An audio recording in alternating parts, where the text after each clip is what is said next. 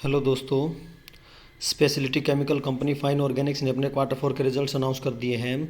तो fine Organics ने 5 रुपये की फेस वैल्यू के हिसाब से 9 रुपये पर शेयर का डिविडेंड अनाउंस किया है। आइए अब देख लेते हैं इनके कंसोलिडेटेड फाइनेंशियल रिजल्ट्स। ये सारे फिगर्स लाख में दिए गए हैं, मैं आपको करोड़ में कन्वर्ट करके बताऊंगा। तो आइए नज़र डालते हैं सबसे पहले कंपनी के टोटल इनकम पर। तो कंपनी की टोटल इनकम Q1Q बेसिस पे 631 करोड़ से घटकर रह चुकी है 610 करोड़, एंड Y-on-Y बेसिस पे 775 करोड़ से घटकर रह चुकी है 610 करोड़। यानी Q1Q basis and Y-on-Y basis दोनों में इनकम में डिप है। देख लेते हैं इनके एक्सपेंसेस। तो इनके एक्सपेंसेस जो है Q1Q बेसिस पे 470 करोड़ से घटकर रह चुके हैं 408 करोड़, एंड Y-on-Y बेसिस पे 613 करोड़ से घटकर रह चुके हैं 408 करोड़। यानी अगर एक्सपेंसेस की बात की जाए तो एक्सपेंसेस Q1Q एंड Y-on-Y दोनों में कम हुए हैं, तो इसी वजह से इनके प्रॉफिट्स बढ़े हैं। अगर बात करें इनके प्रॉफिट की, तो इनके प्रॉफिट Q1Q बेसिस पे जो है net profit for the period year देख सकते हो आप 122 करोड़ से बढ़कर हो चुके हैं 149 करोड़, एंड Y-on-Y बेसिस पे 106 करोड़ से बढ़कर हो चुके हैं 149 करोड़।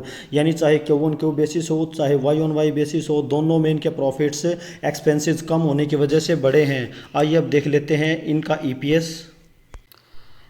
इनके EPS Q1Q बेसिस पे 39.76 से बढ़कर हो चुके हैं 48.74, एंड Y-on-Y बेसिस पे 34.65 से बढ़कर हो चुके हैं 48.74। यानी प्रॉफिट्स की तरह ही इनके EPS भी Q1Q एंड Y-on-Y बेसिस दोनों में बढ़े हैं। अब ये रिजल्ट कैसा है इसे चेक करने के लिए हम कंपेयर करेंगे मार्केट के एक्सपेक्टेशन डेटा के साथ। मार्केट के एक्सपेक्टेशन का डेटा आपके सामने है दोस्तों। अगर बात करें, मार्केट ने फाइन ऑर्गेनिक से एक्सपेक्ट किया था कि जो कंपनी का रेवेन्यू है वो बढ़कर हो जाना चाहिए 714.7, यानी मोटा मोटी 715 कह सकते हैं। एंड मार्केट ने एक्सपेक्ट किया था कि कंपनी का प्रॉफिट बढ़कर हो जाना चाहिए 113.8, यानी राउंड ऑफ वैल्यू 114 ले सकते हैं। तो कंपनी का रेवेन्यू बढ़कर हो जाना चाहिए 715 करोड़, एंड जो प्रॉफिट है वो बढ़कर हो जाना चाहिए 114 करोड़। आइए अब देख लेते हैं इनका रिजल्ट।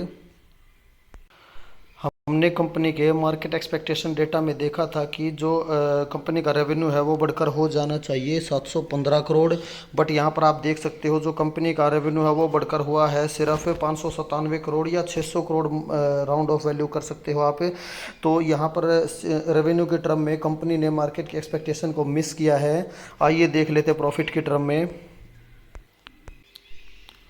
दोस्तों, हमने कंपनी के मार्केट एक्सपेक्टेशन डेटा में देखा था कि जो कंपनी का प्रॉफिट है वो बढ़कर हो जाना चाहिए 114 करोड़, बट यहाँ पर आप देख सकते हो जो कंपनी का प्रॉफिट है वो बढ़कर हो चुका है 150 करोड़। यानी प्रॉफिट के टर्म में कंपनी ने मार्केट की एक्सपेक्टेशन को बीट किया है। तो अगर रेवेन्यू के टर्म में बात की जाए तो कंपनी ने मार्केट की एक्सपेक्टेशन को मिस किया है, एंड अगर प्रॉफिट की बात की जाए तो एक्सपेंसेस कम होने की वजह से कंपनी ने मार्केट की एक्सपेक्टेशन को बीट किया है। यानी कुल मिलाकर जो है रिजल्ट मिक्स कहे जा सकते हैं।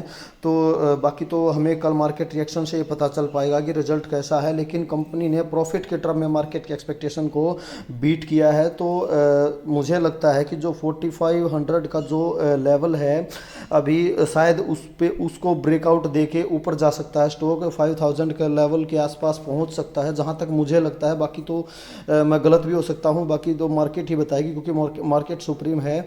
मार्केट रिएक्शन से ही हमें पता चल पाएगा कि रिजल्ट्स कैसे हैं। तो ये थे फाइन ऑर्गेनिक्स के consolidated financial results. Okay, thank you दोस्तों।